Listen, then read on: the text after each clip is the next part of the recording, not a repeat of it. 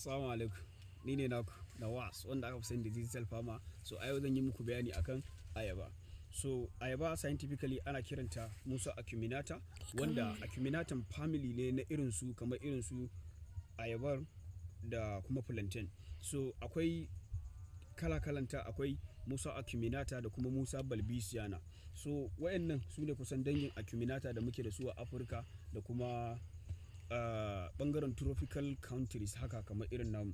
So idan kuka duba takan yi watanni a yanayinta takan yi watanni 6, 7 har izuwa watanni 18 kafin ta fara yin 'ya'ya. Tana yin 'ya'ya ne sau ɗaya a yanayinta saboda ita mafi yawancinta scientifically an tabbatar da cewa ba bearing fruit take ba, sai dai ita giant herb ne, kamar ciyawa ce wadda take giant, wanda suke a field ɗin sun san me nake nufi. So tana yin 'ya'ya kamar yadda kuke gani, sannan tana da nutritional content sosai. Tana samar da sinadarai masu inganci na vitamins wanda yake da alaƙa da vitamin C, vitamin A da sauransu. Sannan a tare da ita akwai sinadarai masu inganci. Sannan wannan ganyen kamar yadda muka sani ana yin amfani da shi gurare da yawa wajen nannaɗe abubuwa kamar abinci da waya da sauransu. A wasu yankunan ma traditionally suna amfani da shi su ci abinci a kai saboda yana da amfani. Sannan shi kanshi idan aka dafa shi ko aka yi wani amfani da shi haka, 'ya'yan shi ko kuma ganyen idan aka niƙa shi ana amfani da shi a cikin supplement na abincin dabbobi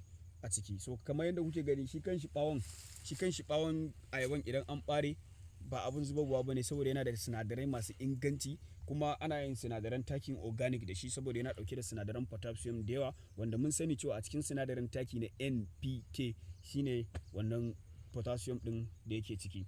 Sannan ita idan kuka duba ba ta yin ƙwallo ne saboda asalinta tana yin ƙwallo. Idan kuka duba za ku ga wani ɗan ƙananan abu a cikinta, so su ne wannan ƙwallon. Yanayin continuous breeding da aka ringa yi mata ne har aka waye gani an yi inventing ko kuma an samar da wadda kwata-kwata babu ƙwallo a jikinta.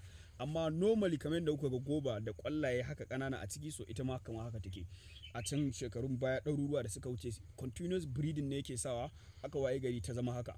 Sannan ita kanta tana yin 'ya'ya ne ba tare da an yi amfani da ƙwallonta ba, kamar yadda na yi bayani. Wannan ɗan da za ta sake a gefe kamar wannan, yanzu idan wannan ya kammala yi, so za mu sare wannan ne sai mu bar wannan. Shine wannan ita ce wadda muke cewa soka. So yi kamar wannan ɗan da za ta sake shine abin da shine ɗan da za ta bari. Amma wannan kwata-kwata 'ya'yan su ne abin da za ta iya producing na yield.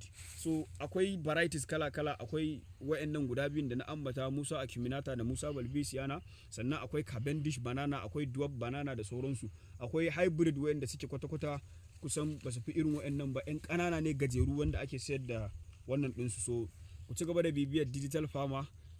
Ni ne naku Digital Farmer. Na gode.